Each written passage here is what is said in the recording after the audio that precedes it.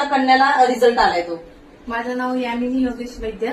माझ्या मुलीला पॅराथायरॉइडचे ग्लँड होती, तिचं ऑपरेशन झालं, पण ती चालू शकत नव्हती.